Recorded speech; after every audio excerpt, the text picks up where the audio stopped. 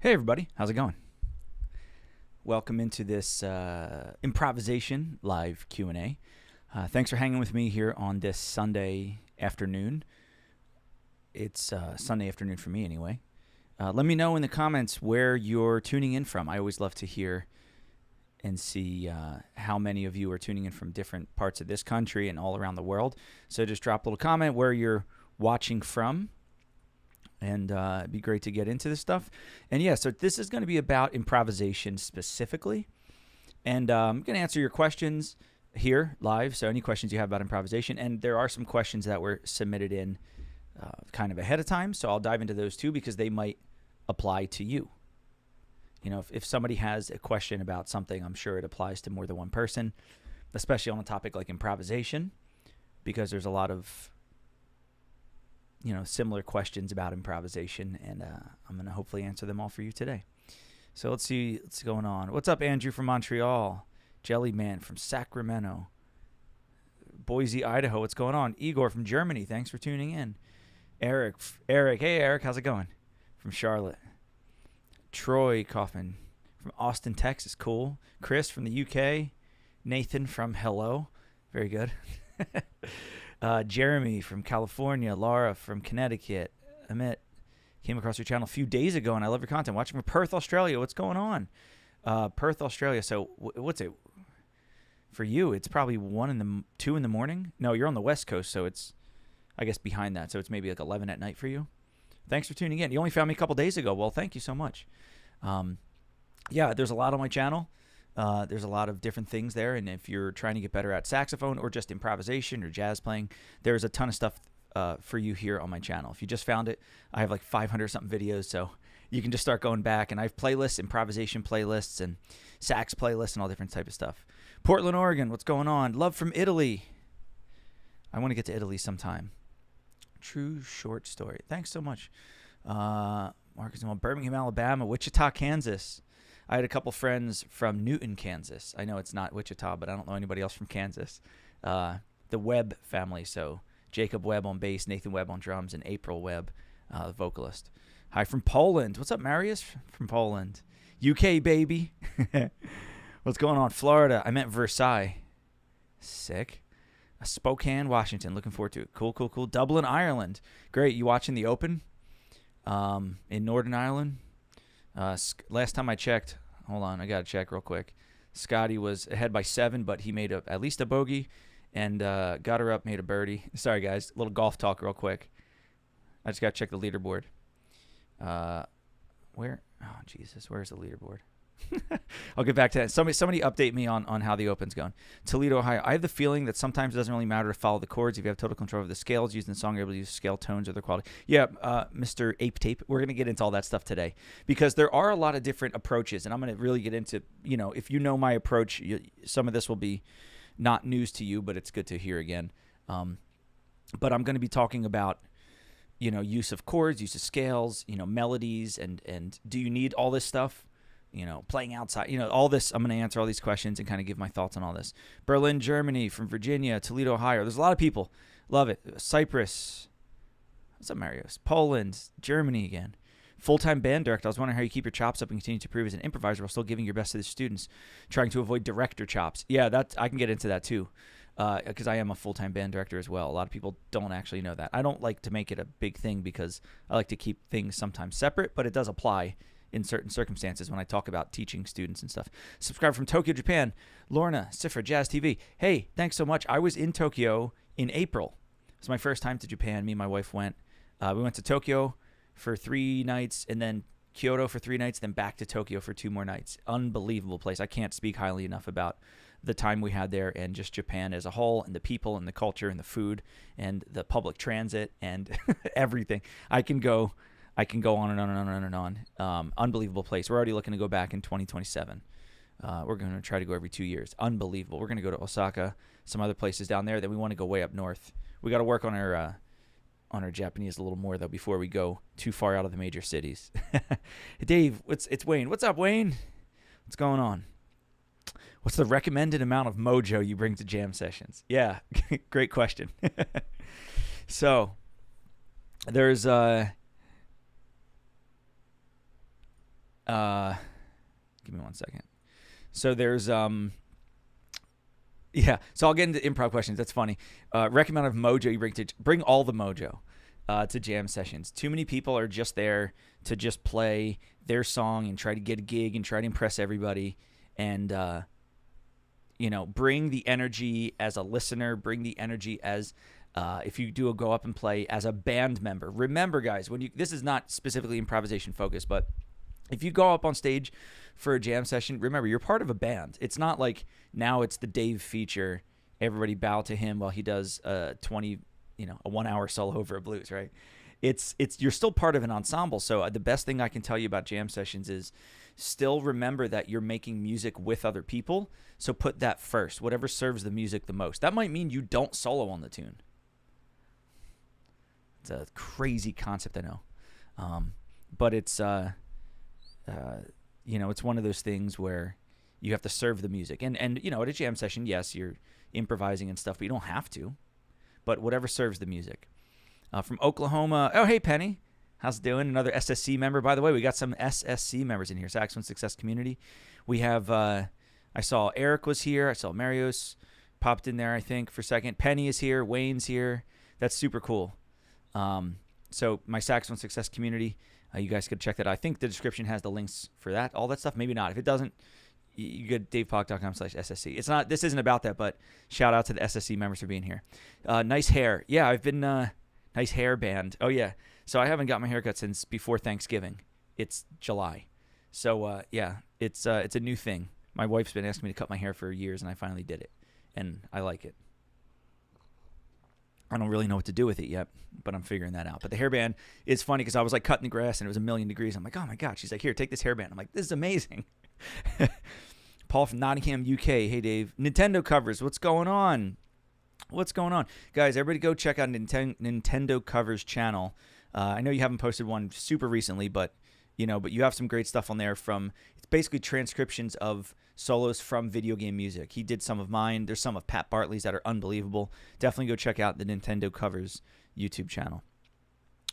Yeah, sometimes it's your part to take the lead. Most time you follow the music. Give people room to shine. Yeah, that's the thing about jam sessions.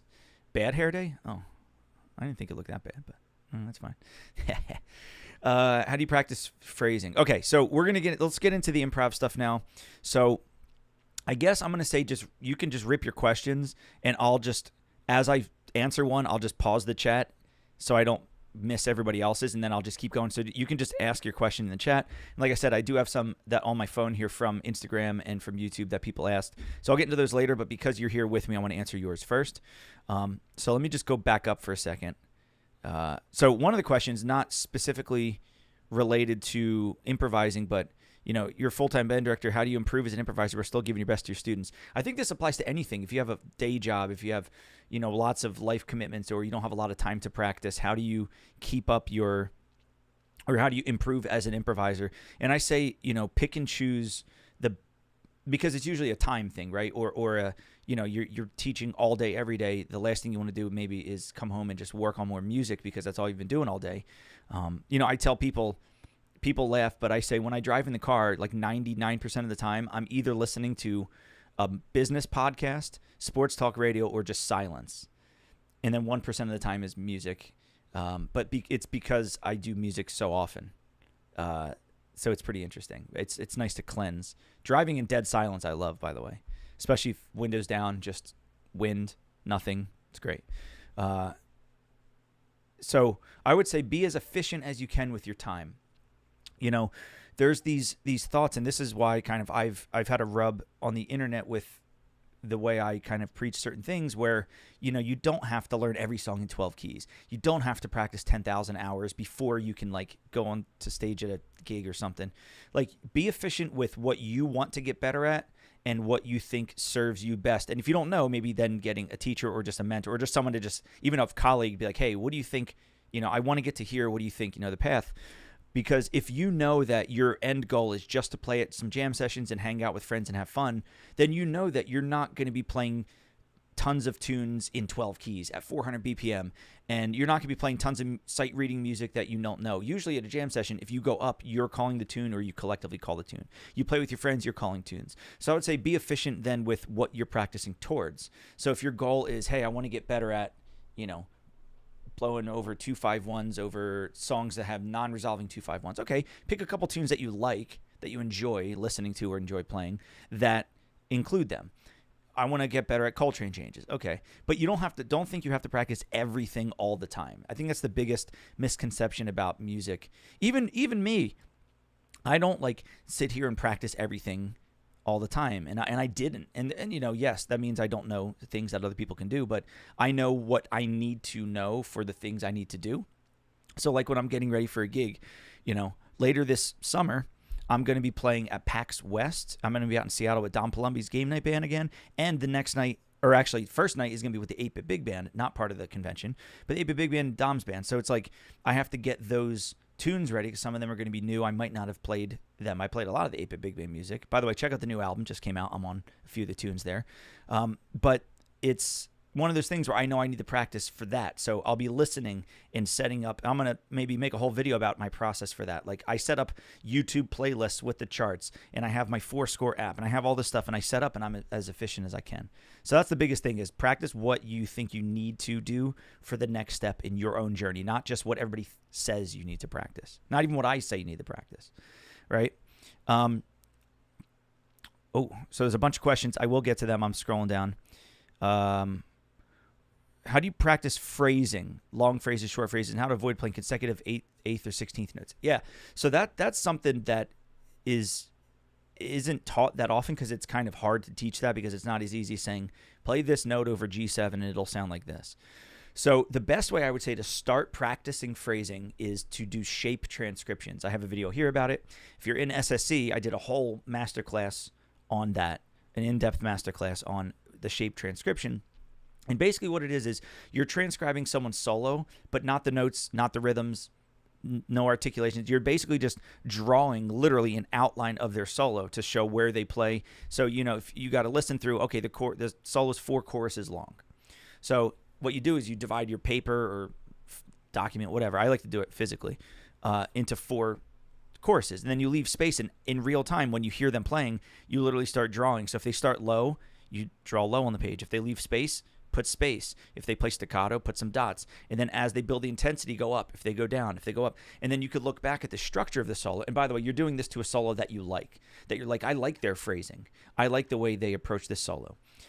You now have a visual outline of the solo that you can say, okay, how can I now recreate that? Maybe you then put on a backing track and say, I'm going to try to play a solo with this phrasing. Now, that doesn't get into the nitty gritty of like 8th note lines and stuff. That's where you could be a little more practical with your practicing. So if you're specifically wanting to get to like, I don't want to play too many 8th note lines, or I'm trying to play more, what I would say is put parameters on your practicing.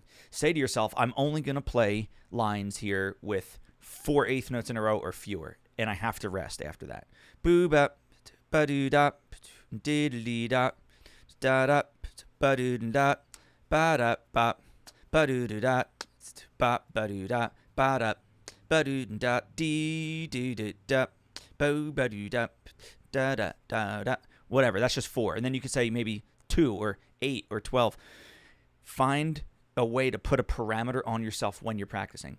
Both of these things, I have to say, to cut myself off here, both these things, whether it's a shape transcription or putting parameters on for these 8th notes, only focus on one element. This is one of the biggest mistakes that people make when they practice, is they try to practice 10 different things at once. They're like, well, I'm trying to practice my phrasing, but also like chord tones, but also I was really trying to get this 2-5-1 lick, and also my tone, and yeah, my articulation. Bandwidth. You can't do all that at once.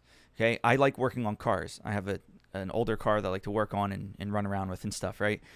If there's a problem with the carburetor, I'm not going to change the float level and change the jets and raise the idle speed and change the accelerator pump cam, right? Because if you change 5 things at once and it still runs like crap, did those things help? Well, 2 of them may have helped, but the other 3 may have offset it. So don't try to practice 10 different topics at once. Stick to one. So like when you're practicing phrasing, if you play out of tune, it's okay. The goal eventually is to have all those things not be in the forefront of your mind. They become your default of playing in tune, playing with a good tone. But if you're specifically working on phrasing, specifically work on phrasing. Okay? Cool. Hope that helped. Okay, so I'm still catching up here. There's a lot. I will jump in. Keep asking, guys. I will get to them, so just hang tight if I didn't get to yours yet. By the way, can everybody see and hear okay? I have a fan on because it gets warm in here in this office. By the way, I don't know if I've ever done a live stream from this new office. Once again, if you're an SSC, you've seen it. But it's where I'm going to film my videos from. But so if the fan is annoying, let me know. But nobody said anything yet, so I don't think it is. What is the structure of your practice session? When do you rest? Yeah. I hate to keep bringing up SSC, but like if you're a saxophone player, join SSC because all of these topics I go in like super depth with master classes and stuff. If anybody's in SSC and you want to say how, if this stuff, if SSC helps you in whatever way, because like a lot of this stuff I talk about in there all the time. We just had a live Q&A yesterday talking about a lot of stuff. Where are we at here? Oh, what's the structure of your practice session? When do you rest? So I would say, and don't ask what mine is. Mine is not going to be good for you, and mine is definitely not. Mine's optimized for what I need it for.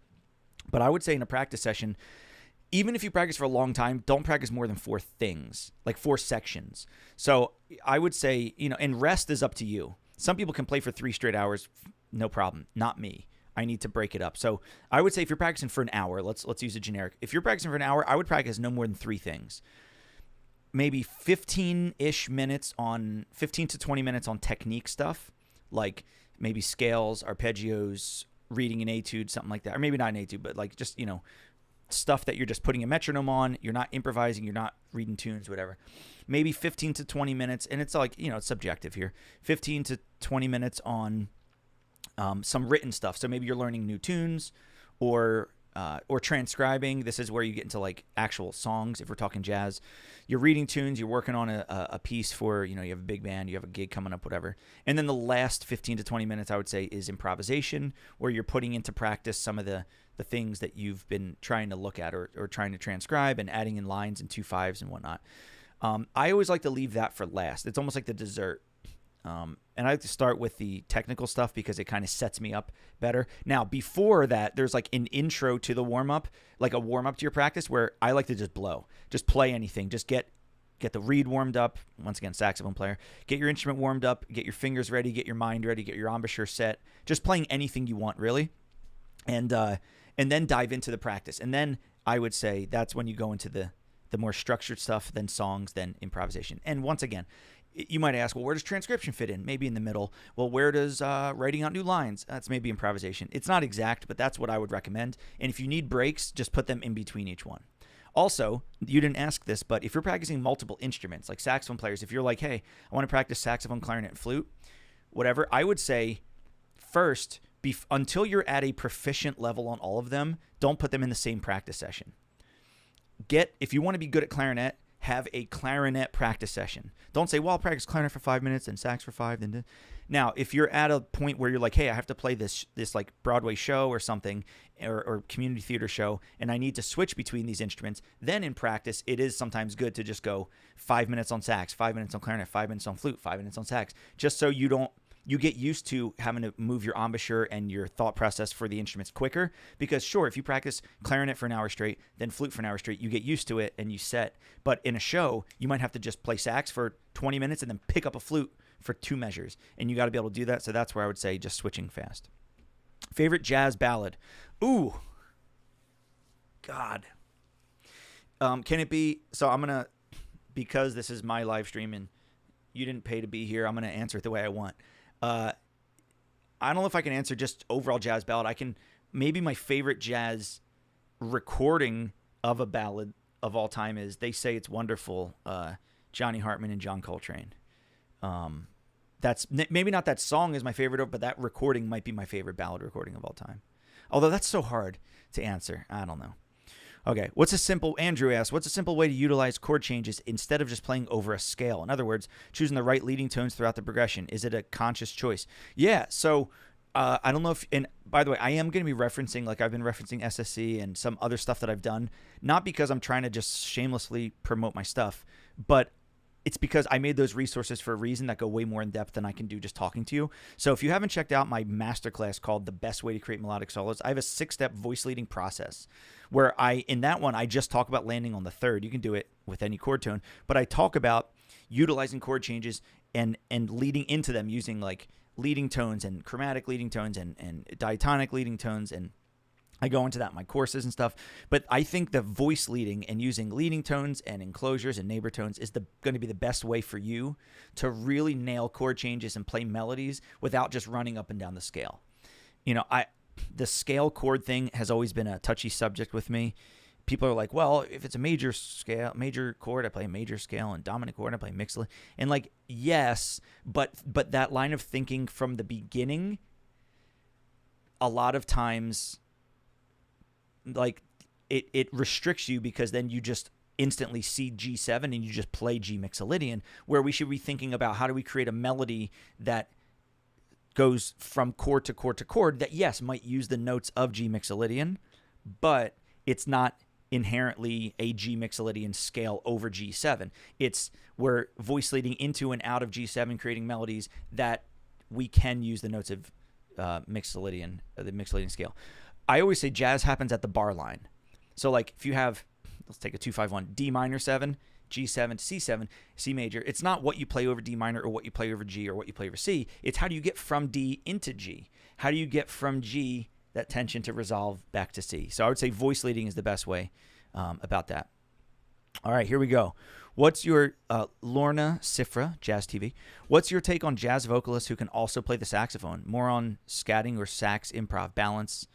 Are you saying like for practice purposes? Because I mean, that's cool if you can do both, or I don't know if that's you or not. I assume that's really cool. I would say treat it like any other two instruments where, you have your vocal practice session, you have your saxophone practice session, and then, maybe if you do need to switch, like if you're playing a gig where you're playing sax and singing, work on that, going back and forth and setting yourself up for the headspace. Whenever I pick up any instrument, I'm that instrumentalist. When I pick up a flute, good or bad, I'm a flute player. When I pick up a saxophone, I'm a saxophone player. So when you're a vocalist, don't think about saxophone. When you're a saxophone player, don't think about vocal. Now, you can use elements of those two to help each other. Like if you are a vocalist, I think that will very much help your saxophone playing, because you could use those lyrical singing qualities and think about phrasing and shaping lines to play. But, I still say think like a saxophone player. Laura, went to my first coached jam session. I was the only sax among a bunch of guitars and bass players. Mainly blues rock tunes. Okay. Any suggestions on how to navigate improvising, giving transposition issues? Yeah. So, rant time. Dave rant time. Dave rant time.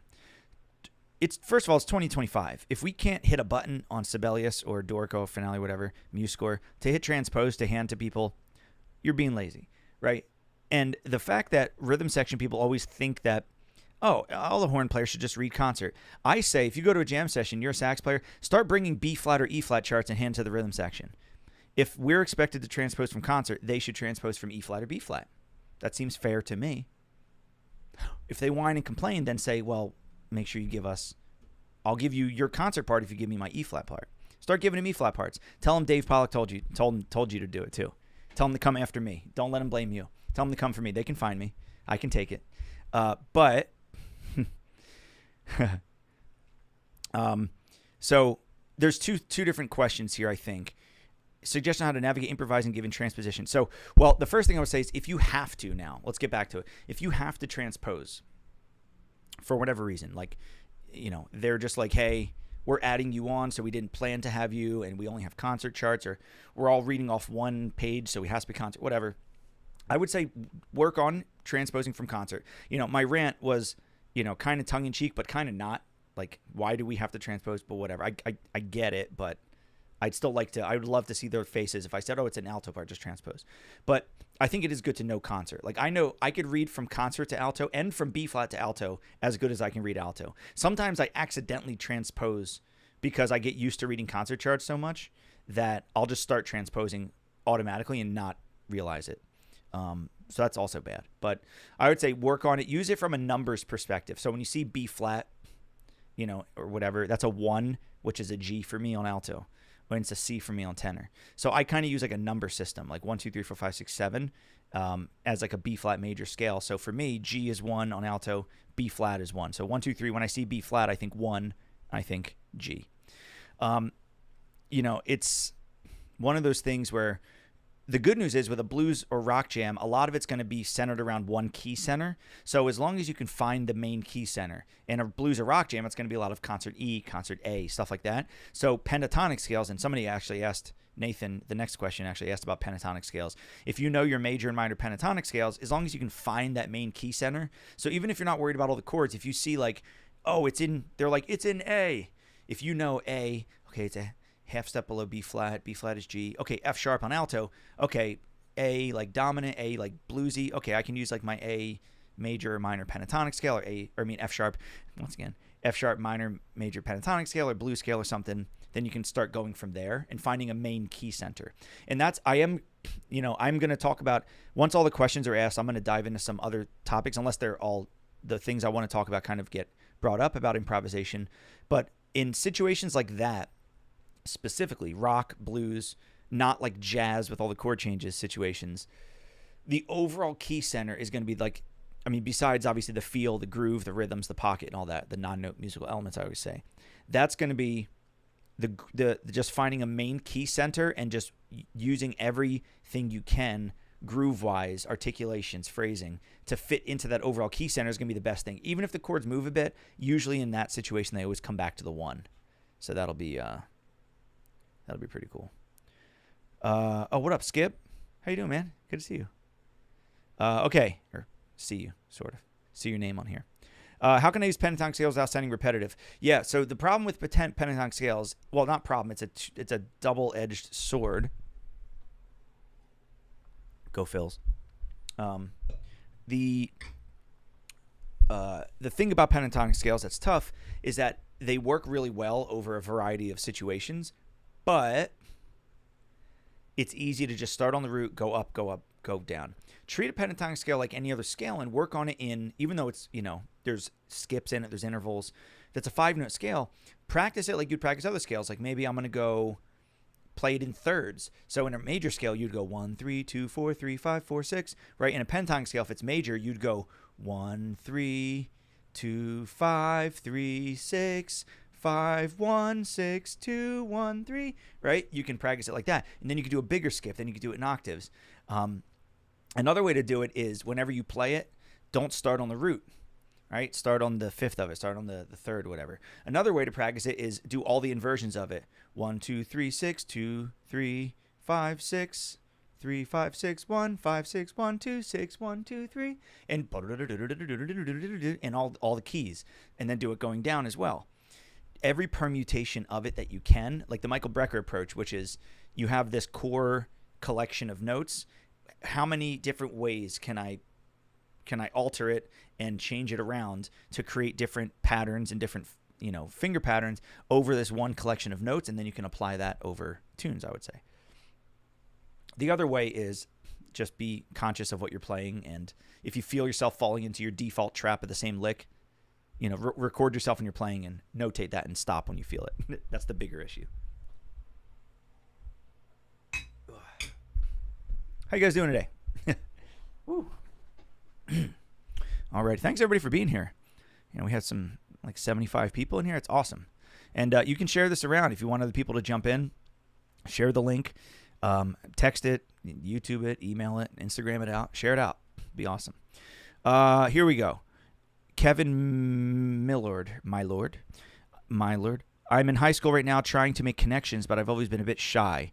I was wondering how you would approach this, put yourself out there, make connections. You're a huge inspiration. Thank you. I think, did you ask this question? Yeah, you did. So you were I was going to get to your question on Instagram. I saw that you asked that same question. It just reminded me of that. And I'll get to those, like I said, in a bit later, but I wanted to answer your questions, guys, because you're here live. So, and I'll get to your second question about what's something you wish you worked on at a younger age too. So here's the thing. You've been a bit shy. How would you approach this? Put yourself out there, make connections. Yeah. So there's never been a better time to connect with other people than right now in the age that we're in. when I was in high school, the only other musicians I knew that were my age were either the kids in my school, or if we went to like another high school jazz festival, I'd see them. Like, I didn't see all these kids that are ripping on the internet, and it's also a good thing, because I didn't get to see all these kids who were like 13 years old playing giant steps at 400 BPM, being like, oh my God, I got to quit and go into something else. So I didn't have that insecurity blasted upon me like you guys do. But I think, and this is I actually went into this yesterday, not with students, but with adults, about how do I start my own band and market it and get out there. And we were having some stuff. So, there's a couple different layers to this. Always understand that there's not just one blanket thing, like make connections and get gigs and recordings. There's so many different little sub things and different paths here. So there's the thing about connections first. And connections it's something as easy as, I want you to think about, and this is, by the way, this is not just for you, Kevin, in high school. This is for anybody, but especially if you're in high school and you're on that beginning path of it for the rest of your life. Remember, a connection is just somebody knows about you in some way. That's all a connection is. So I want you to think of it like that, from that perspective. Somebody just knows about you and knows about, in this case, your playing, your jazz playing, your improvising, your saxophone playing, whatever it is. They don't necessarily have to have ever met you. They don't have to really know how you are as a person, although that helps if you're a good person anyway.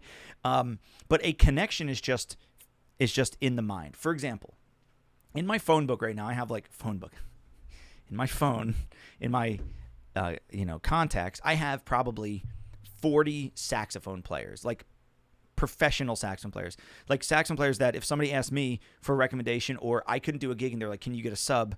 I have 40 people I could call that I think would be good. Now, yes, certain ones are specialized in certain instruments or whatever, but these are connections that I've made.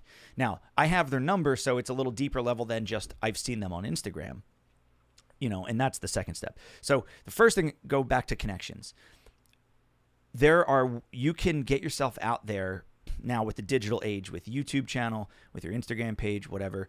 But understand that when you put stuff out there, think about how it looks from the outside, and not in a negative way, but think about, like, what are you trying to say to everybody? Like, if you want to be hired for just, playing with other people in a band to like solo and stuff, maybe put recordings and videos of yourself out there, share it around for free as much as you can, and say, this is me, this is my name, whatever.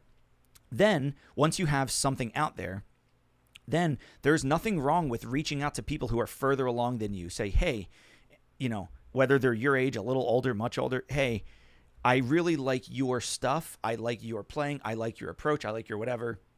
My name is this, and then you can either strike up a conversation that way, or you can say something like, hey, I'm really trying to do this as well. Do you have any feedback for me? Here's a link to my channel. If you get a chance to check it out. If not, no big deal. Know that I'm a big fan.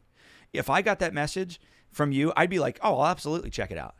I'll take some time and sit there and listen to it. And I can't give you like a 3-hour long response or something, but just like I'm giving you a response here, I could be like, hey, I see you're doing this, but I think you can do this. I would reach out to people and do that. And then even just by doing that, what you're doing is, one, you're showing you're a fan of them. This is also the biggest mistake people make when selling things, when marketing and doing anything else, is they always talk about themselves, right? Like, if I'm trying to sell a course, or I present a course to you about how to learn jazz standards, it's not about how many standards I know. It's not, I'm Dave Pollack and I play with all these people and I've recorded this. It's about, no, the course is, hey, if you get this course, you're going to be better at learning standards more efficiently, because that's what it's for. It's not about me. It's not about how good I am. I could be the best saxophone player in the history of the universe, but if I can't teach that and relay that information to you, it's not going to help you. So same thing when you're reaching out to other people, always bring something to them. Reach out to them. Say, hey, I really enjoy your band. I would love to come check you out sometime if you're in the area. Hey, I'd love to take a lesson, or I'd love to whatever. Or if it's with other people your age, like, hey man, I see you're playing. I'm also a saxophone player. I love what you're doing. I would love to jam sometime, or I'd love to work on a project sometime. Keep me in mind, because like I really like your stuff and I think I could really add something to your playing. Or, hey, would you want to be on my project or something? So that's how I would go about the connection part. And then, there's a separate thing about and this is a whole other thing, about putting your stuff out there. And I even said earlier, which I hate the term, shameless promotion. If you don't have a marketing team and you're not paying tons of money for advertisements, who else is going to market yourself besides yourself? Does Nike gets insecure about the amount of ads they put out there? Is the CEO sit at home go, I hope people don't hate that we do too many ads out there and we don't promote ourselves too much? No. Why? Because they're trying to make connections. They're trying to get front of mind in front of a lot of people. And the people that say, oh, there's too many ads, they're not the people you're marketing to anyway. Like when I send out an email and say like, hey, I have this course for sale. If somebody emails me back and goes, there's too many emails, that's not the person I'm marketing to. The person who emails back and goes, wow, I actually didn't realize you had this. This is amazing. I'm going to check it out. If I didn't send that email, they would have never known. And now their playing is better for it. So I know it's a long-winded answer and I kind of went some different directions there, but I hope that helps you guys with that, Kevin. So I hope that helped you a bit. I know that was long. So I'm going back here. Okay. So I get long-winded. I know. Let me try to answer some a little quicker. Do you have any tips for ear first improvisation rather than scale-based playing? Yeah, I mean, learning by ear is going to be the best way to learn it long-term and play it authentically. Ear first playing, especially if you're talking about learning tunes. Once again, I talk about this in How to Learn Jazz Standards about singing the melody. If you can just sing a melody, think about the amount of people. Think about this for a second. You ready? Everybody says they can't transcribe. It's too hard. It's too hard.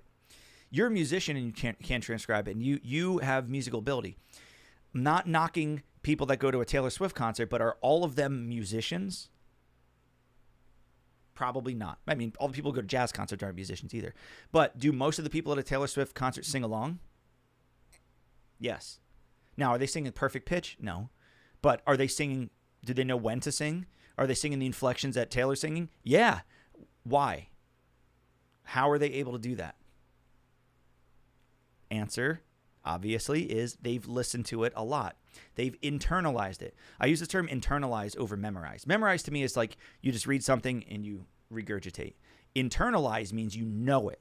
It's in here. So I always talk about internalizing tunes. Taylor Swift fans internalize her tunes. They can sing you every lyric. They can sing. They know where the chorus is. They know where the verses are. That's transcribing. That's learning tunes by ear.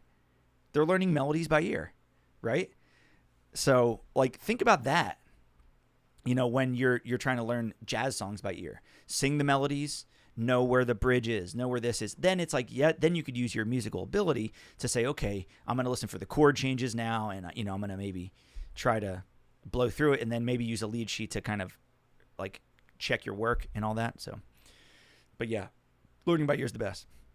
Thank you, Dave. That was super helpful. No problem, Troy. I appreciate being evidence that gigging at the highest level doing content is still possible as a full-time educator. Yeah. Yeah, I teach full-time, guys. Like, not online, like in real life.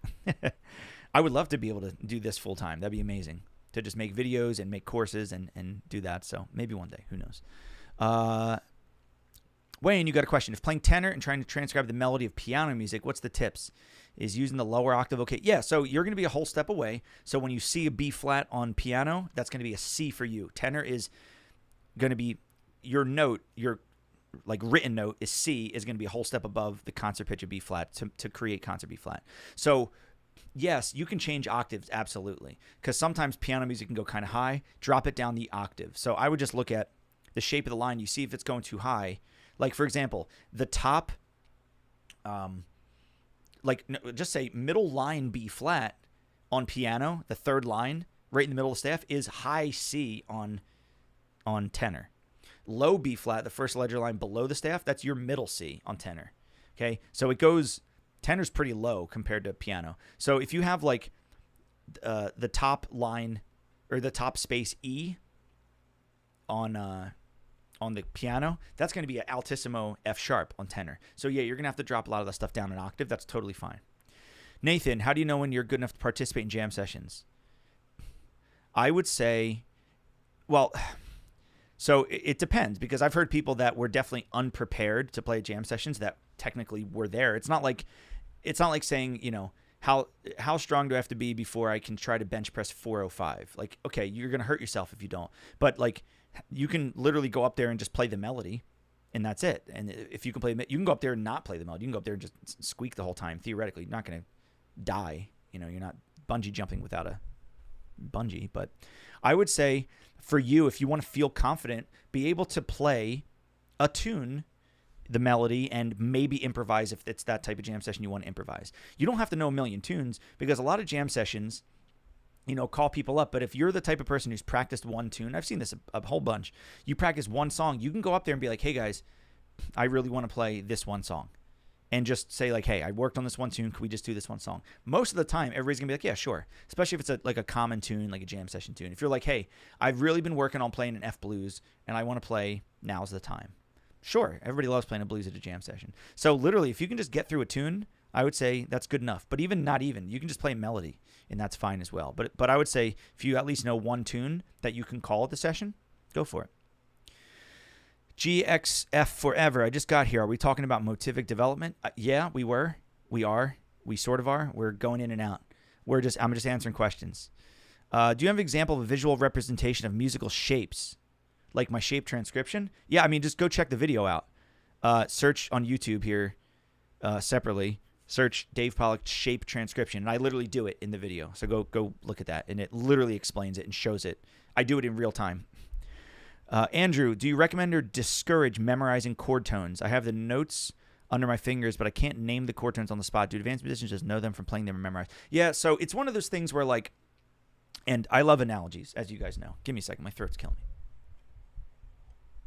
That's the problem with doing this one way with you guys asking by text, is that it's just me talking nonstop, so I apologize.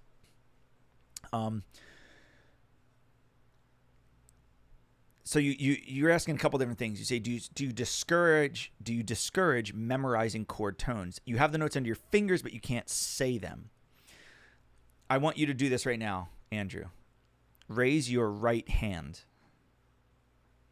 Now, raise your left leg. Cool. Did you have to think about the names and which arm was right or left? Maybe, but hopefully if you're practicing chord tones, you know which hand is which. The point I'm trying to make is you didn't always know that this was your right hand. You had to sit there and go right, left. You maybe did this thing, left. Okay, that's L, so this is right. Right? When you were a baby, you didn't know which leg to put in front of the other. You fell a lot. And now if I said stand up and walk across the room, you're not going to think about the process of, okay, I have to bend forward first, then the knees, then the hips. You just do it, right? Just like when you raise your right hand.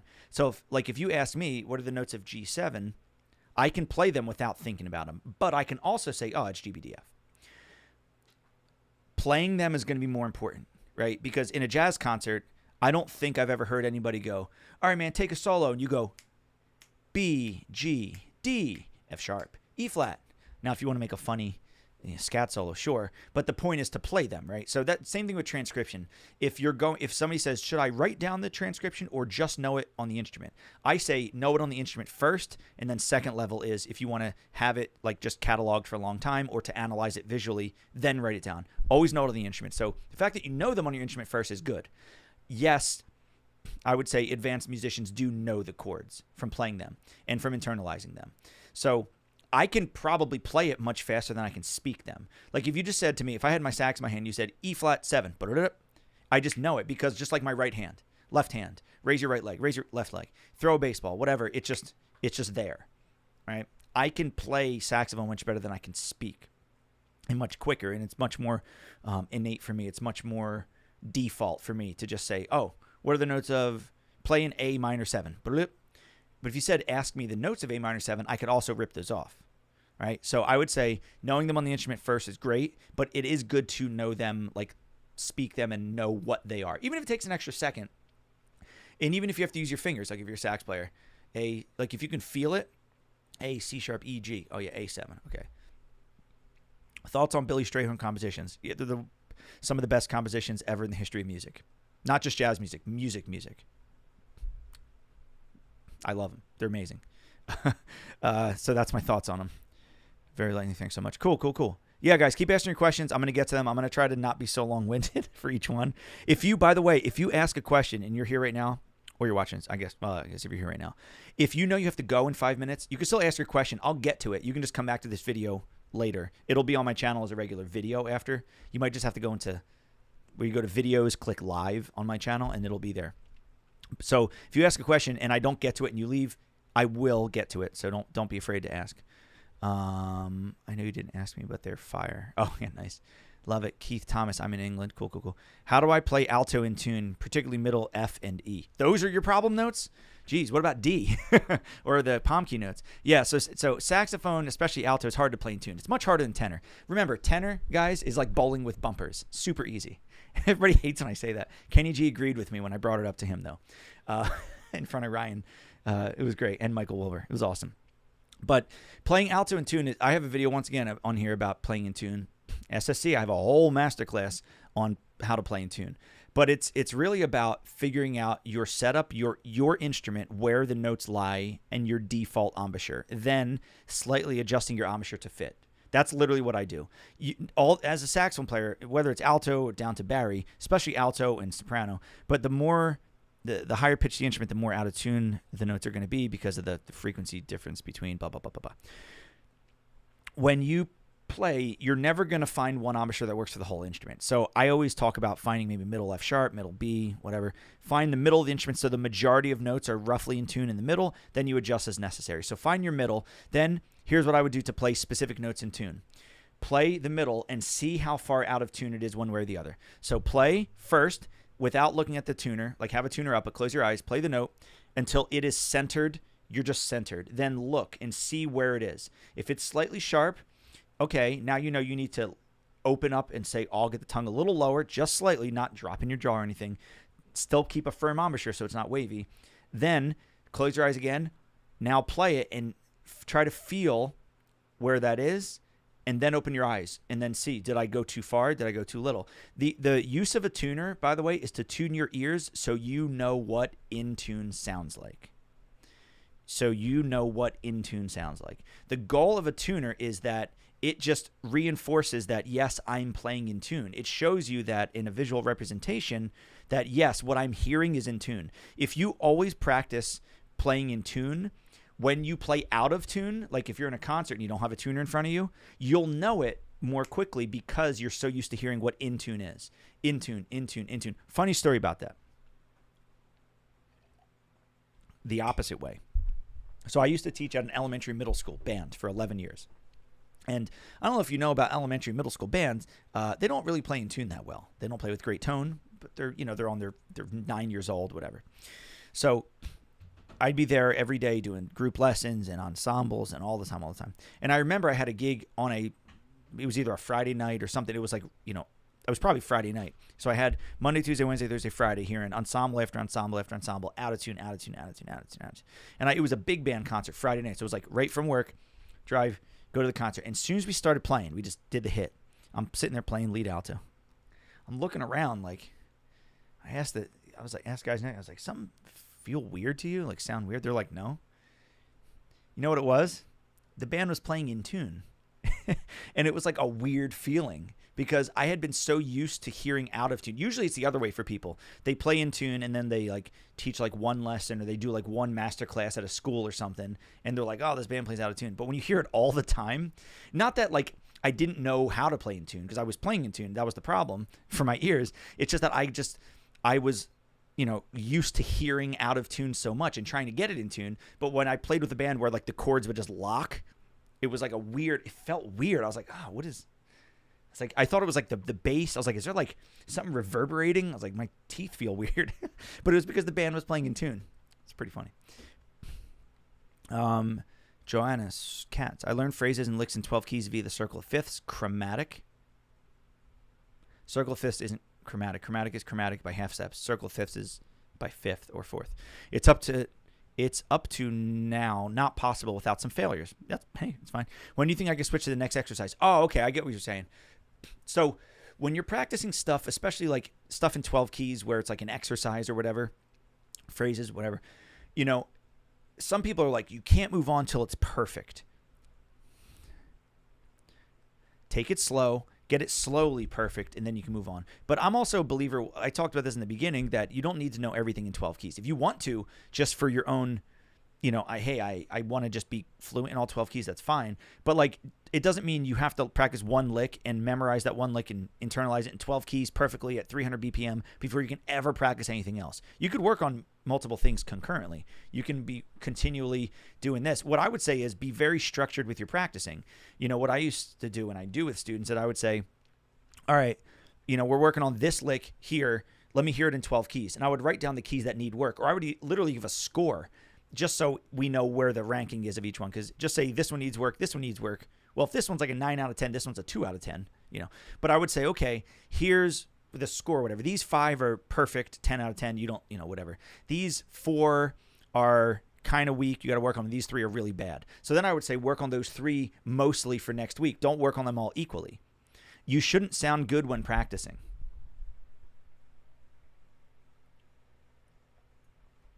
You shouldn't sound good when you practice. Yeah, but what if I'm good? No. Because if you sound good when you're practicing, that means you probably know it. You should be moving on to something to work on that you don't know. Playing is a different thing than practicing. Okay? Playing something when you're in a practice session is not really practicing. I mean, it is in a sense, but if I'm working on a lick in F sharp major and I can't get it, it's hard. I'm not going to sound good. I need to break it down, do it slow with a metronome, whatever, but go through it. Once I know it really well, I need to move on to something that I don't know. Sure, going back and reinforcing it is great. I always say don't practice till you get it right. Practice till you can't get it wrong.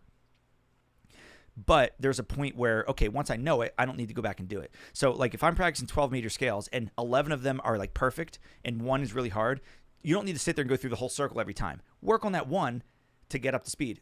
Analogy time for Dave, his favorite thing. If there's a pothole in the middle of a 1 mile long road, one pothole, the rest of the road is perfectly fine. Should you, or is it most efficient to repave the entire 1 mile road? Or should you just fix the pothole, then you have a smooth road? Fix the pothole. So if you're practicing scales in 12 keys and 1 is hard, don't sit there and keep going around the whole circle. Don't pave the road. You're just wasting time practicing. Yes, you're reinforcing the other 11, but I would say it's better to get that 1 up to them first, then you can reinforce all of them together. Alex Greenberg. Hey, Alex, what's going on? Sorry if you asked that question a while ago. I don't have timestamps. I just got to it now. How do I fight the primal urge to play the lick over and over again?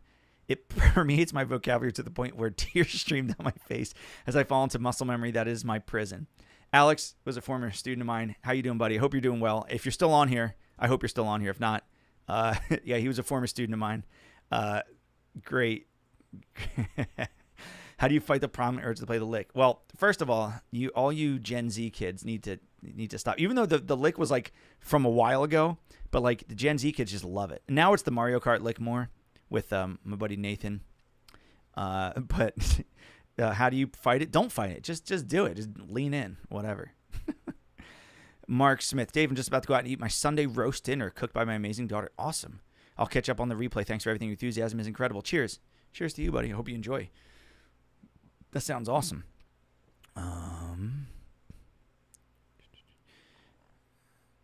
Elijah, I don't have an Insta account, so I couldn't physically suggest.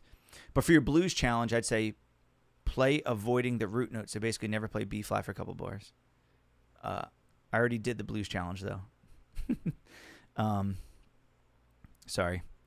GH, I just started recording my improvisation. Good. I'm hypercritical. Good, to a point.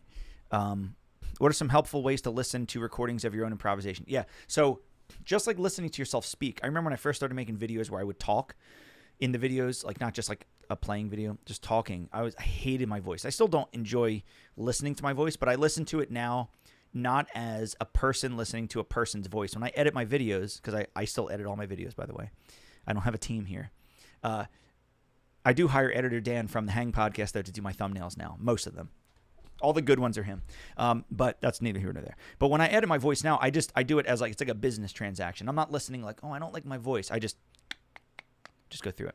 Do the same thing when you listen to yourself playing. And I do think, GH, recording yourself, and this goes for everybody, whether it's improvisation or anything else, recording yourself is the best way to then critique yourself. Why? For the simple fact that while you're playing, you can't devote your 100% energy into critiquing yourself. Why? Because you're playing.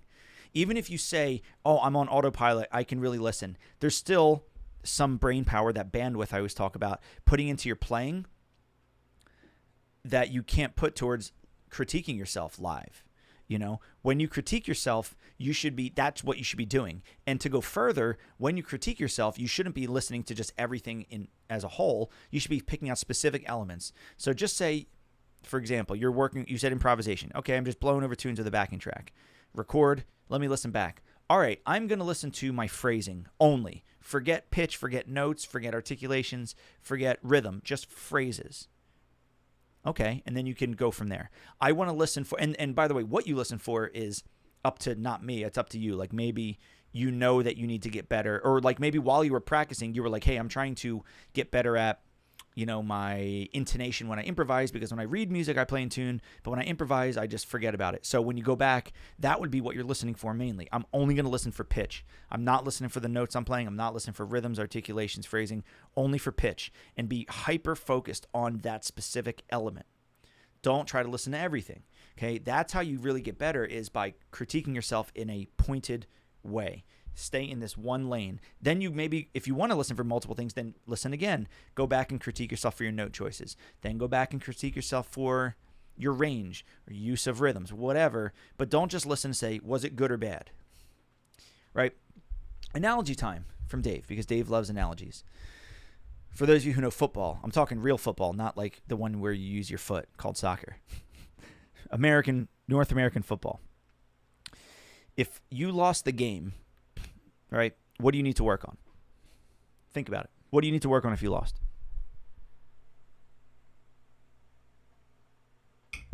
Well, that entirely depends on how the game went, right? For example, if you lost the game 3-0, do you need to work on defense the most? Probably not, because you only gave up 3 points. Do you need to work on offense? Yeah, you got shut out. Right? So that's specific. Now you have something to work with. Conversely, if you lost the game 48-47, do you need to work on offense? No, you scored 47 points. Do you need to work on defense? Yeah, you gave up 48. And then within that, there's micro things like, why'd you give up 48? Oh, we had 27 defensive penalties. Okay. Or on offense, the running backs fumbled the ball 7 times. Okay. The quarterback threw 8 picks. Okay. Specific elements when you're listening back to yourself. That's how you're going to get better. Igor, what's your concept on improvising over non-standard changes? No 2-5-1s, 3-6-2-5s, or blues. Yeah, so first, it's all groove. Any song that I play, no matter what, I don't care what the key is, what the changes are, what the tempo is, what's the groove, the overall feel. Get that down first, always. And then essential elements, non-note musical elements in that style. Rhythms, articulation stuff. If we're talking about notes now, which is the final piece of all this, I tried, if it's a jazz song that does have chord changes, just not standard, I go back to the voice leading thing. Knowing chord tones is important. Knowing how to connect chord tones is also important. In that masterclass that I talked about, the free masterclass called Best Way to Create Melodic Solos, I highly suggest you check it out, because in that, I grabbed a bunch of random Instagram chords. I literally went on Instagram and was like, name me a chord. And these are a bunch of random chords, and I put them in a row like a song. They would never make sense in a song. They don't have any like connection to each other, and they're like altered chords, and this sharp, this flat, this. But I showed how you voice lead through those non-standard changes by using knowledge of chord tones and voice leading. So that's what I would say: knowledge of chord tones and voice leading. Penny says, you're right on track. Everyone hates their first recordings. Yeah, it's painful but very valuable. Absolutely. You can fix what you aren't hearing. Hard to hear what you need to fix while you play. Yeah. You can fix what you aren't. Yeah. While you're playing, you're not going to hear everything. Also, recordings are great because it's like a mirror. It doesn't lie. I always say this, and people get like what? You could wake up and you're like, I got it going on today. I'm so good looking, blah, blah, blah. And then you walk in front of a mirror and you're like, whoa. The mirror ain't lying.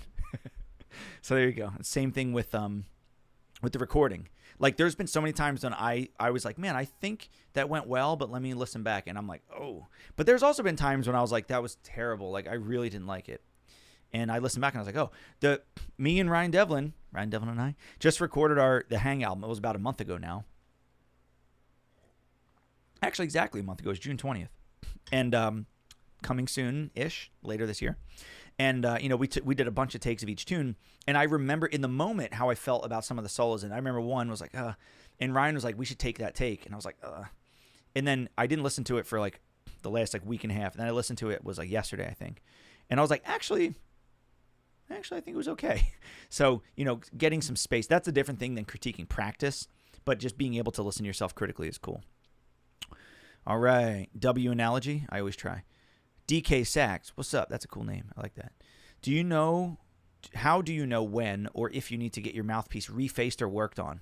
Can a tech generally improve a mouthpiece even if it seems to play fine, or do you only go if it has an issue? Yeah, so I'm definitely always going to suggest only changing things or going to a reface or something if there's an issue or you really don't like what's happening. If you say it plays fine, if you're like, well, it plays good, but what if it could play better? I personally advise against that. Just because there's going to be no end to it. Sure, you might go to refacer and it might play better for you, but you have to then be unhappy with something about your playing. If you're completely content, don't have some random thought of what if it was better. If you listen to yourself and you say, I wish it was better because I don't think my tone is bright enough, or it's too bright, or it's not wide enough, it's not rich enough, I don't know, then or it takes too much air to play, or not enough air, or whatever. Okay, then maybe talk to a refacer or whatever about that. I've never had a mouthpiece refaced or anything like that.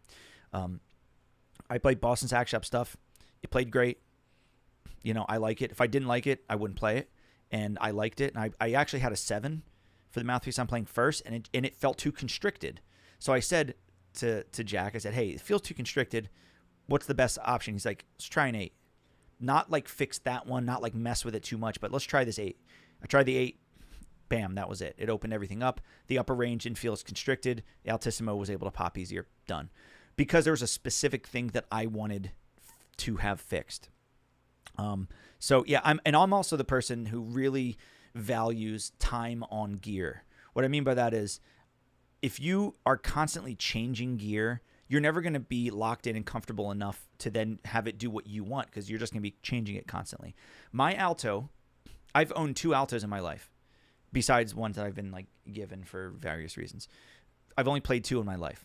My student model that I rented from 4th grade through 8th grade, and then my Mark 6 that I got Christmas of my 9th grade year in 2001. So it's coming up on 24 years I've had my Mark 6. By the way, and people freak out when I tell them this, when I got it, it was one of those that was sitting in a closet for like 30 years. It's a 1974 Mark 6. It had probably 98% lacquer on it, and I hated it. I was like, I like all those old ones that are all beat up and the lacquer's gone. And my teacher's like, you got to keep the lacquer on it. Shout out Frank Miller. You got to keep the lacquer on it, so make sure you wipe away all your fingerprints. And I was like, why? He's like, well, the oil's in your hand with these old horns. That's why you see the keys that are used most, and rubbing on it will wear it away, and it gets under the lacquer and it starts eating it away. So what did I do? All through high school and through college, every time I put the horn away, I would put fingerprints over every square inch of the lacquer, rub my fingers on it, put my fingerprints on it so it would wear away faster. And it did. And now there's stickers all over it. So yeah, it probably worth some money now, but I'm not looking to sell it. Like I tell people, the actual street value of this horn, I don't know. It's probably way less than a lot of other Mark 6s. It's pretty beat. It had the Veritone pickup, and I had that shaved off and filled, and it's like crooked. There's a lot of dents on it, a lot of scratches. The stickers don't actually affect anything. And if you ever see me in person, I showed you what I do specifically with the stickers. The stickers don't affect the lacquer in any way, shape, or form, but whatever. But even if you came to me tomorrow and said, I'll give you $15,000 for the alto, I wouldn't sell it to you because I know it so well. That's the point I'm trying to make. That horn plays not great. I gave that to my high school students sometimes. I want to try Mark 6, and they sound horrible on it because it plays so out of tune. If you don't adjust properly, the palm keys play about a half step sharp. Now, I know that's a lot of vintage horns like that, but this one is brutal in the upper range. But the point is, I've been playing that horn for 24 years straight. I know every note on that horn. I know every square inch of that horn, exactly how to play it the way I want to play it. So if I was changing horns all the time and, oh, the new Selmer Supreme came out and this came out, and no, when I get my mouthpiece this, and I have a jazz mouthpiece and a classical mouthpiece and a rock mouthpiece, it's too much. I say find one setup that you feel comfortable with, because once you're comfortable playing, then you can change things the way you want. Now, sure, if you have a really heavy setup and you play in a funk band, but also you're doing classical concertos, you might need to switch the mouthpiece and reed up for that. But that's a very drastic change. But besides that, if there's nothing wrong with your gear, leave it alone. Okay. Treble VT. The more theory you've internalized, the better, I'm sure. But what extent of theory would you deem essential? I took one theory class in high school, but I feel like I should study more. Well, the thing is, was the theory class in high school like a classical traditional theory, or was it a jazz theory? Because those are two separate things, right? When we talk about jazz theory, we're talking about functional theory of applicable theory, of, hey, here's the one of the song. Oh, here's a 2-5-1. Oh, here's a tritone sub. Like, this is stuff that's practical for improvisation. I would say in order of like importance, maybe, I've never really thought about this, so I'm shooting from the hip here. I would say understanding overall key of a song should be first. Oh, we're playing a D blues. Oh, this song is in B flat major. Okay, at least you know what the one is. Then I would say finding key centers within the song using theory, saying, okay, the song's in B flat, but in Cherokee, for example, starts in B flat major, but I see it has F minor 7, B flat to E flat. So is that the minor 5 going to the 1 dominant? Then it goes to the 4 major? No. The new key center there is just E flat major. We're preceding E flat major with the 2-5-1. It's E flat major. So in that chunk, we're in E flat. So, and then the bridge is all 2-5-1s, right? So finding major key centers, I think, would be number 2. Then, for jazz theory, I would say finding those within those key centers, if you have chord phrases, 2-5-1, 1-6-2-5-1, 3-6-2-5-1, 1 sharp 1, 2 sharp, finding those. Then I would say common chord progressions. It's something that a lot of people don't think about as theory, but think about, like, if somebody goes, I'm looking at the changes and they're somewhat altered, I'm like, I don't know, there's a lot of notes in the melody, like, oh, it's just like it's like a rhythm changes with some alterations. Bam. I know what rhythm changes is. Oh, it's like a Cherokee with some tritone subs thrown in. Okay, you have to know what tritone sub is, whatever. But yeah, so overall key centers, chord phrases, and then common chord progressions, I think, is really important. Bruh, I switched from alto to tenor and it's brutal. I assume you're talking about like intonation, maybe? Yeah. Or maybe not. I don't know. Yeah. Many thanks for that. Really interesting and informative. Sorry I have to go. Oh, no, it's all good. Reuven, your 2-5-1 pattern workshop is brilliant. Do you have the same for cycle of fourths, fifths for pattern development? No. Maybe I should make one. Loving the hair. Thanks. It's a lot. Woo. Treble VT, do you mix your own recordings? Any recording or mixing tips? So on YouTube, yes. I do all of the YouTube mixing for all my videos, even the ones where I had like a whole bunch of people. The only ones I didn't do myself on YouTube were the virtual big band ones during COVID in like 2020 and 2021. Those I had the drummer, basically the drummer and vibe player who was doing it, Adam Fanasteel. He was editing those because he's much better at it than I am. But yeah, I do all my own video. I mean, it's not that heavy. It's basically just usually me and a backing track, or when I do like all my virtual like ensembles, it's me, another horn maybe or two, and like the rhythm section. So I mix all that, but I'm not that great at it, and definitely not album stuff. Any tips for recording or mixing tips for sax? Yeah, so the first I can give them. So finally I have this new office that's set up with sound panels and stuff all around. So I would say is first, make sure the room you're recording in is as dry as possible. That's not always possible, but if you're just trying to get audio, people have gone in closets with clothes. You don't want a lot of reverb to enter the recording because you can't take it out.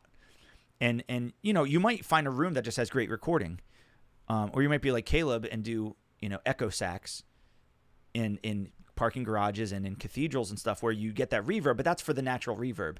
But if you're trying to mix a recording with other instruments and stuff, especially instruments in different rooms, try to get the driest recording possible. Now, the drier the room is, the further away you can put the microphone, which for saxophone is a very good thing because, as you know, not all the sound comes out of the bell of the saxophone.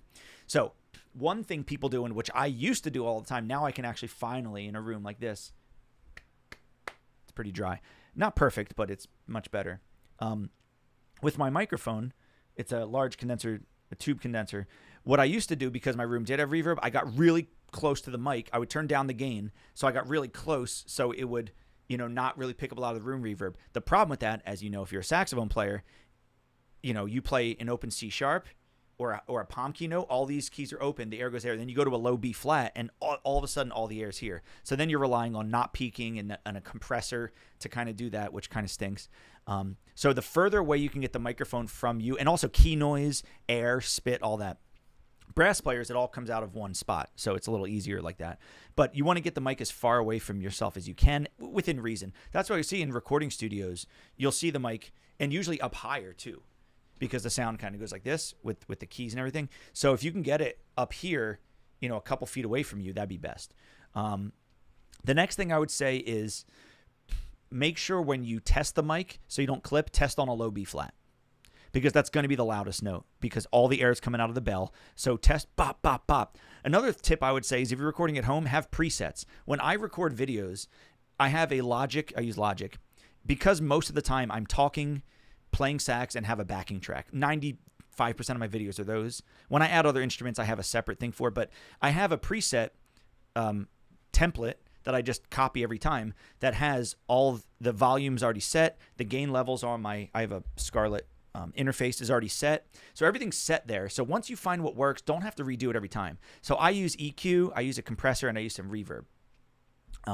So the EQ, sometimes I just roll off the top end to make it not so bright, because this mic is really bright. It's like very sizzly and bright. It's great for vocal, but for saxophone, you can hear a lot of the high end. So I just roll off the top, but that's already a preset. The reverb, I figured out I use Space Designer built into Logic preset. So I record with it all dry, and then after I turn that all on. So those are my tips. Dry room, get the mic far away if you can, have presets, test on a low B flat, and also mix to what you like to hear. That's the other thing. Like, mess around with it. I don't know anything about EQ or compressor. I knew nothing. I watched a couple YouTube tutorials, and I was just messing around with different settings on there until I got roughly a sound. I was like, oh, that sounds cool. Is that the best way to do it? Probably not, but that's what I do. Hi, Dave. Always great to listen to your teaching. Nico. What's going on, Nico? Another SSC member there. Pickle. I'm currently struggling with finding what to practice specifically to get better at improvising over tunes. If you can create an ideal 2-hour practice session. Ooh. But is the practice session just improvisation focused? If you're still here, Pickle, if you can follow up on that, I'd like to get a little more info before I answer that. Because are you talking a 2-hour practice session that includes improvisation, or 2 hours of just improvisation? What would you work on? So let me know. And if you don't answer because you left, I'll answer with what I think. Student model, straight to Mark 6. What an upgrade. Yeah. And it was not a good student model. It wasn't a Yamaha. It was an Alpine or something. It was like some no-name brand from the local music store. Yeah, Yamaha. By the way, Yamaha 23s are killing. If you can find, now it's called like 280, I think. But that's what, they're so expensive. It's hard to find a used Yamaha 23 for under like $500. And I know in the grand scheme of saxes, 500 is not a lot, but it's a student model that they stopped making years ago. The original Yamaha 23s are killing. They're so good. They're great. Great horns. More improvisation focused, but not fully. So yeah, so for I mean, it really depends on where you're at. That's why I'm like always hesitant to give a blanket statement on practice plans unless I heard you play. Once again, another plug here. If you're in Saxophone Success community, this is where you can post your recordings, post specific stuff, and I can give you really specific feedback. But yeah, so I'm actually gonna just put that in there real quick because I've talked about it a lot, and I know a lot of you are saxophone players. Like all this stuff I go into in depth with I'm gonna, oh whoops, I reacted to my own, get out of the way, pin, there we go. If you want to check out that stuff, you don't have to, I'm just putting it up there because I talk about it all the time. So the problem is, not problem, but when you're working on improvisation, there's different facets to look at. It's tune learning is part of improvisation. Transcribing is part of improvisation. I think is very valuable. But also, are you learning a specific song, or you're talking about getting better improvisation in general? Because in general, that now opens up the door to like a million different things. I would say take classic or common chord progression tunes to work on first, and then use those as a vehicle to improvise, because the things that you see in a blues, you're going to see in a million other tunes, because there's a lot of other blueses, but also 2-5-1s, 1 chords, whatever. You take a tune like Autumn Leaves, which it's just a long major 2-5-1, a long minor 2-5-1. You can work on your 2-5-1s. But when practicing improvisation, I would say you have to think about, and this is why I'm trying to dance around this because I don't want to say do this because it's so different. Because there's some people, you might be the person who's like, you play great eighth notes, you have great feel, but like you're just like noodling with notes.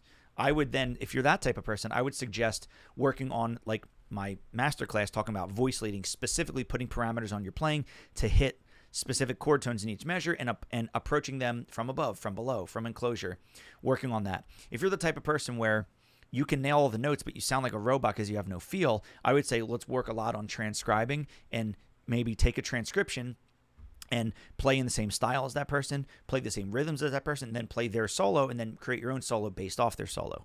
Talking about phrasing and rhythms, shape transcription, stuff like that. I can't really give just like a 2 hour, but I would say, take all of that into account. Where are you on your journey? What potholes do you have to pave? And then, listen, once again, to plug it, because I made these videos, go, I think it's in the description, the improvisation playlist. There's a lot of specific things there. They're not in any linear path, but if I need help with my alterations, there's a video on that. I need help with 2/5s, there's a video on that. I need help with just rhythms, there's a video on that. I need help with the blues, there's a video on that. You know what I mean? So that can help you out more than I can just telling you right now. Andrew says, if I already have weekly private lessons with assigned practice, would SSC be a good complement or too much? Generally motivated to practice more. I would say it's a great compliment. And there's SSC people here that can actually answer you, hopefully, if they're still here. But the idea of Saxophone Success, and I don't want to make this a plug for Saxophone Success community, but it is, it's my favorite thing that I do. I think the idea of being in a community online with other people who are in the same boat and everybody's super supportive. That's the best thing about it, is everybody's helping each other. So it's not just me giving you feedback. It's other people saying, hey, I was in your position a year ago. Here's what helped me. Or, hey, I'm currently about the same level as you. Here's what has been helping me recently. And then you get together and then I help you. So I'd say it'd be a great compliment. There's a lot of people in there who have private teachers outside of it. The best thing I can say about SSC is you get like, I think is it a month? I don't even know. It's been a while. You get, how long's the money back? 30-day. So you literally can just try it out for a month. And then if you don't like it, you don't pay anything. So you could check it out and see. Because it's not just the content, but I do give monthly master classes and monthly, live Q&As and songs of the month. But it's not just one of those studios where it's like, we're all working on Autumn Leaves this month and that's it. No, it's just, I do a song like that. So we're all working together. Actually, this month we're doing Mercy, Mercy, Mercy. And we're doing, like I did a soloing with subscribers on YouTube. This is a soloing with SSC. We're all recording and I'm editing it all together. It's pretty sweet. But it's not public. That's all inside the community. I thought I was joining your live chat, but watched your recent voice leading video by mistake. It was great, by the way. So now I'm on board here, Michael. That's funny. That's great. Voice. Yeah. Hey, that's cool. Hey, this will still be a video after this as well. Lorna, we'll go over your video because it's 2 a.m. in Japan. Yeah, we'll keep watching all your videos. Thanks for teaching. Yeah, thank you so much for being part of this, really. Kenobi, when you're in the middle ground of learning improvisation, like when you can play the basics and know the theory, have done a few transcriptions of players, what would you recommend doing to reach higher? Yeah, so that's actually a tricky spot. Not tricky, but that's like that plateau that a lot of people get stuck in, where they've practiced tunes, they practice some improvisation, you might know some licks, but then you hit this plateau of like, how do I get to the next level? And that's where having some guidance specifically about your playing might help. And you got to think about what you want to do. You got to be more specific than I want to get better. Like, who are some of your favorite players? Do you have some gigs in mind or recordings you want to do or not? Is there a specific style of tune that you like? Because if you say I want to just play Charlie Parker tunes, that's going to be different than I want to play only Pat Metheny tunes. Because I would recommend working on different things, right?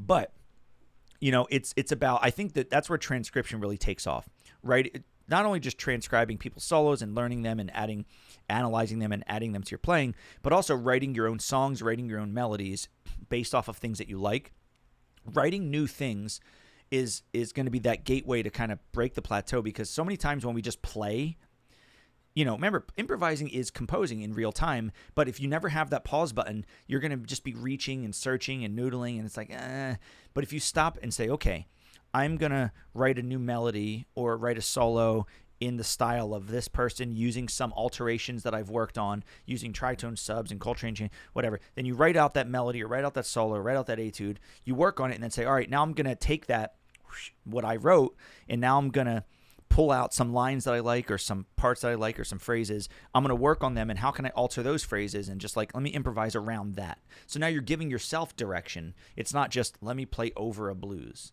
It's, okay, I'm taking this specific element that I'm working on. Then out of that, I'm pulling other elements to then alter and work on. And that's how you keep building upon vocabulary.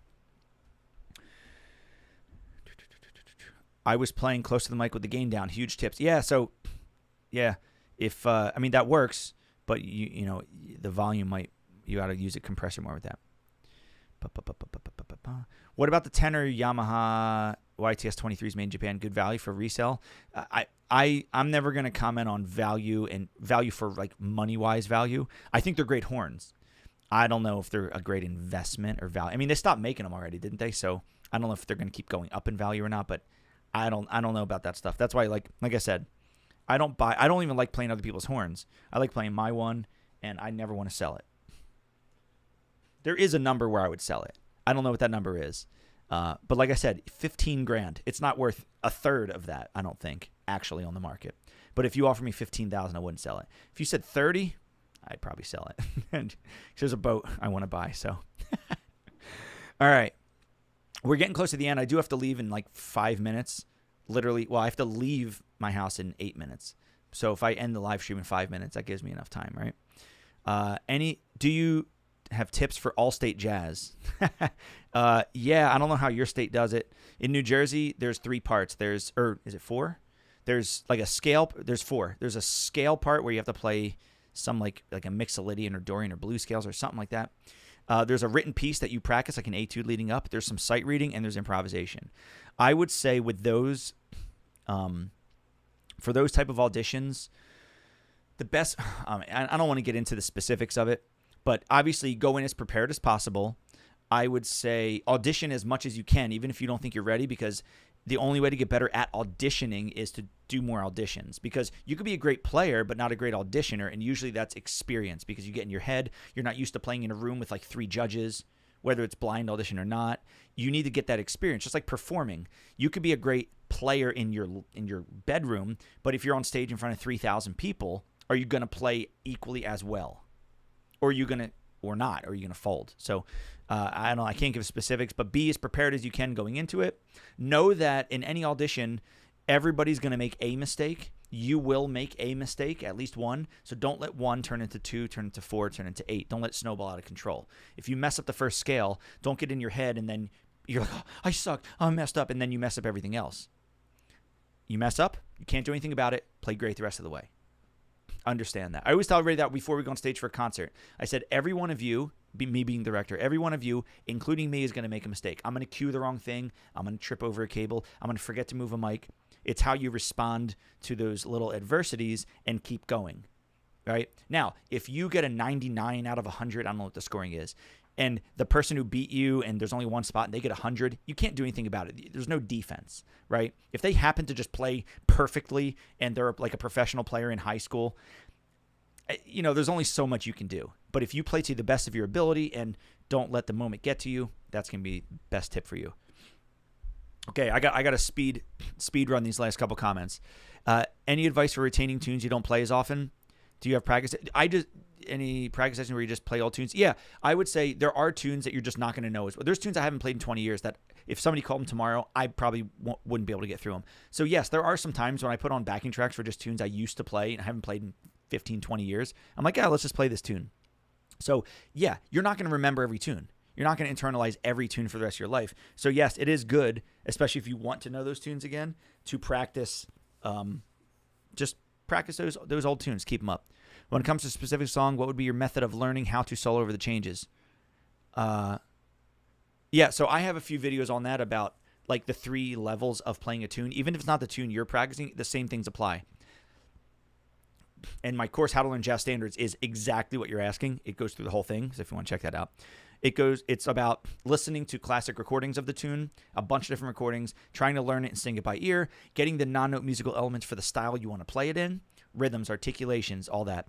Learning the main key, the key centers, the individual chord tones, learning them really well inside and out, voice leading through them, and then adding vocabulary and lines that you've practiced outside of it over top of those.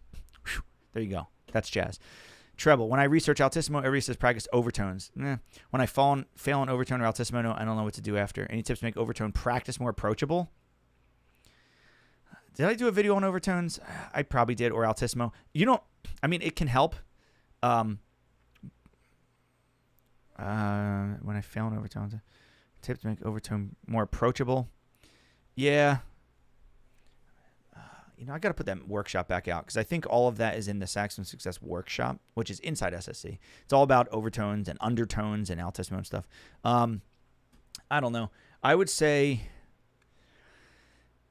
more approachable if you're messing up. Because I'm not the biggest overtone fan. That's why I'm kind of like hesitating here. But if you really want to practice it, if it's for an applicable purpose, like voicing and all that,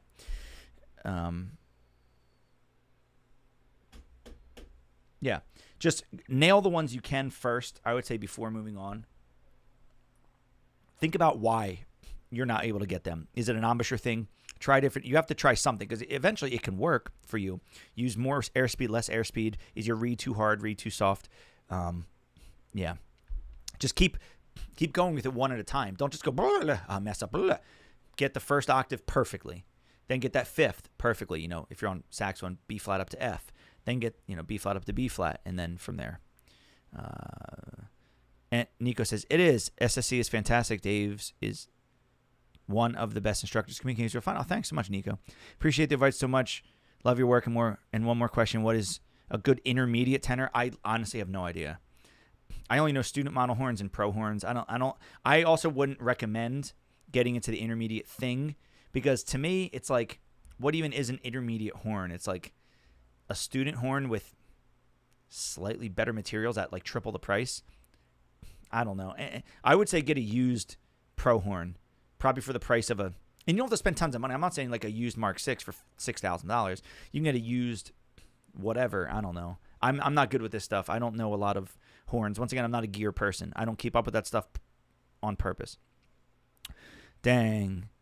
Thanks to love your work in intermediate sax. Yeah, sorry about the intermediate thing. I don't know. Student then. Tenor. The Yamahas are great. Yamaha student tenors are great. I always recommend them first. Any student horn, I would say Yamaha, Barry, alto, soprano, tenor, whatever. Student model ones are great. Once again, and great depends on budget and all that stuff, but they are the best, I would say, playing wise. Like I would have no problem playing a student model. I would have no problem playing really any horn on any gig, but like if I wanted to feel really good, I would play a student model alto Yamaha on like an important gig and feel fine. Hey, Penny, thank you again. So, all right, guys. So here's what we have to do. I have to go like now. There were some questions on Instagram. Can I rapid fire these? What is something you wish you would have worked on at a younger age? Writing more tunes. Because it not only helps your playing, but it's just good to have just that process of composition. I wish I wrote more. I did write, but I wish I wrote more tunes. How do you improvise without overcomplicating it for yourself? Yeah, stick to melody. Literally, if you're worried about all these chords and scales and stuff, take the melody of a tune and just improvise using the notes of the melody, changing up the rhythms, the articulations, displacing it, and then improvise around the melody. Use the melody as your guide because we know the melody works because it's the melody of the tune. So if you use that as your guide, you're not going to hopefully overcomplicate it by going, oh, I have to play this scale and this tritone sub and this Coltrane change, blah, blah. Take the melody, improvise using the melody. All right, guys, I have to run. Thank you so much. I honestly was like, and real quick, if you're still here, there's a bunch of you still here. 60 of you are still here. I really appreciate it, every single one of you, for being here. Is Sunday or Saturday, a good time to do a live stream middle of the day. I want to do more live streams. And obviously from September through June, I can't do during the week, during the day, because of once again, I teach and I know, people work during the week. Is Sunday, I was like nervous that not a lot of people were going to show up. I was still going to do it. And even if it was one person, we just go back and forth. But is Sunday at noon a good time? Because there were a good amount of people. There were over 80 people here. Is Sunday noon a good time for this? Or Saturday be better? Or is during the week better? But I want to do more live streams, especially the rest of the summer. I have some ideas for some stuff. Weekends are great. Is Sunday what's better, Sunday or Saturday? Or say don't matter. Real quick, Sunday or Saturday? Or give me another day of the week. But remember, once we hit September, I would only be able to do Sunday or Saturday or night. The problem with night, though, is a lot of you aren't in the United States, and you might be in Europe where you're 6 hours ahead. So if I did 6 p.m. my time, it's midnight for you. It sucks. Dinner time, though, in Europe. Yeah. Christoph, another SSC mentor. What's going on, Christoph? Sunday is cool? Oh. Great. Okay, good to know. I don't know. Yeah, wow. Sick. Great. Okay, good to know. All right, guys, so I have to go. And real quick at the end, a couple cool things coming up. Like I said, I just recorded that album with Ryan Devlin, The Hang. It's coming out later this year. You'll obviously know we're going to make a big thing about it. We're going to have some really cool stuff available. This isn't going to be the album like every other jazz person where it's like, hey, it's like on streaming and like go stream it. Like it will be 100%. But we're also going to have all the videos for each tune edited well by our editor, Dan, on YouTube. That's all free. But we're also going to have transcriptions of all of our solos, tenor and alto. We're going to have a package where there's also all the lead sheets for all the tunes because we compose songs and we had some other tunes. We're going to put all the lead sheets there. We're also going to be providing backing tracks. So basically, and not the like AI remove the sax as backing track. Like literally, we're going to export files where it's, it was a chordless quartet. So it's bass, drums, tenor, alto. We're going to have one set of tracks where it's all the tracks of the tune minus alto. So if you play alto, you can literally have the lead sheets, all my transcriptions there, and play along with Ryan in the rhythm. We're going to have one where it's all of them minus tenor. So if you're a tenor player, you can play along with me. We're going to have one where it's minus both saxes. So you can play either part or with your friend. We're also going to have one where it's minus bass if you're a bass player, and also one minus drums if you're a drummer. So that'll be all these backing tracks so you can play along with us. And we're literally going to export it from the mixing and mastering stage. So you're not going to hear like, oh, there's like a little bit of like artifacts of like sax in the background. No. It's going to be sweet. And yeah, the bluesy, this live will be a regular video. If you just go to my channel and click videos, you'll probably have to click live or something, video live on my channel, whatever. Yeah, it'll be a regular video public here forever. So killing. Also at the end of August 30th, I'm playing with the 8-Bit Big Band in Seattle. And that's going to be awesome. And the next day, the 31st, I'm going to be playing with Don Palumbi's Game Night in Seattle as well. So if you're at PAX West, the convention, the 8-Bit Big Band show is not part of the convention. It just happens to be the same weekend in the same city on the West Coast. But Don Palumbi's Game Night and 8-Bit Big Band, August 30th, 31st. It's Labor Day weekend, right? Yeah, Labor Day weekend in Seattle. So if you're in Seattle or in the Seattle area, come on out. All right, I got to go. See you guys later. Thank you so much for being part of this. And yeah, thank you so much for all the great questions. And there will be more live streams on Sunday, so be on the lookout for that. Thanks, guys. See you later.